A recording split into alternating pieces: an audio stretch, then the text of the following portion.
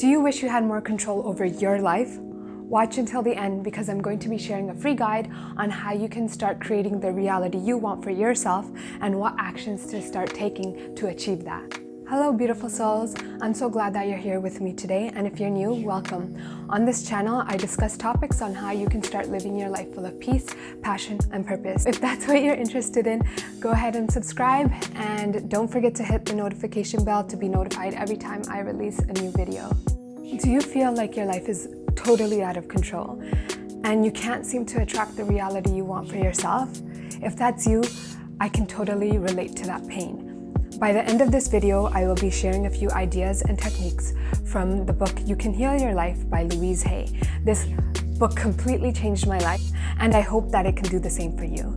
Before I jump into the takeaways that I got from this book, I just want to share a little story of how I was led to this book. About 8 years ago, I was diagnosed with depression and post-traumatic stress disorder. I was taken to the hospital, and in the hospital, I spoke to a psychiatrist for about 10 minutes. The lady who was speaking to me left the room, came back, and she told me what disorders I had, and she handed me a prescription pill paper, and in that moment, something in my soul told me, don't take these pills, there's got to be another way out. But it hurt my heart because I knew that I was not the only one coming into these types of environments and just handed a piece of paper and said, okay, here, this is your solution. And something in my soul, like I said, just told me not to take it. I knew the issue was deeper than that. I knew pills was never going to help me with that.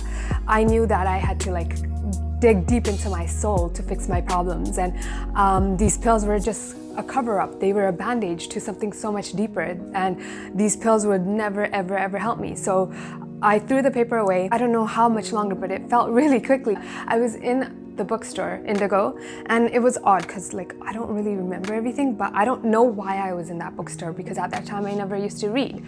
All I remember is that I was at Indigo in the self-help development section, and there was this book on the shelf that said, You Can Heal Your Life. So I picked up the book, read through it a little bit. I'm like, okay, what can I lose out of this if I read it? Nothing. I'm pushed against the wall right now. So I took it home, I read it, and things were clicking into my head, and I'm like, whoa, is this actually true? Is this what can actually happen if I switch my mentality, if I switch my thinking? And in Louise Hay's book, it was great because she was able to share her story, which I connected with. And I started to do these practices that actually helped me change my life. So I'm going to share that step with you today. Number 1, your thoughts create your reality. Now, I didn't really know how true this was until I made that shift from negative thoughts into positive thoughts. And this definitely did not happen overnight. And I'm not promising you that it is going to happen for you overnight either, because it's not. It's something that you have to put in hard work and effort into. Especially when you make something that is toxic normal and you accept it. For so many years, it's not going to come easy, and it's going to be a process. But I definitely could say that it made the biggest difference in my life. So before you kind of just throw it off as rubbish or, oh, this stuff doesn't work, I would recommend you just please try it, because it made a difference for me, and I know it can make a difference for you. It made a difference for so many other people too. So, before you just disregard it, try something about changing your thoughts. My personal suggestion is to start using positive affirmations. What is positive affirmations, you might ask? Positive affirmations are pretty much positive statements that you are saying to yourself on a regular basis that is going to shift and overcome your negative ones and your self-sabotaging ones. What I did for myself was I went to YouTube and searched up positive affirmations, and I made it a ritual to always listen to these positive affirmations so that my subconscious could pick up and absorb these affirmations that I was saying to myself or hearing from someone else's voice. And what I also used to do was write my own affirmations and read them out to myself.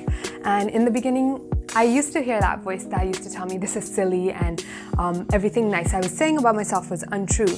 But what I had to do was kind of ignore it or tell it with love that I heard it, but I was choosing to be happy So I couldn't listen to that voice anymore, and it slowly faded out.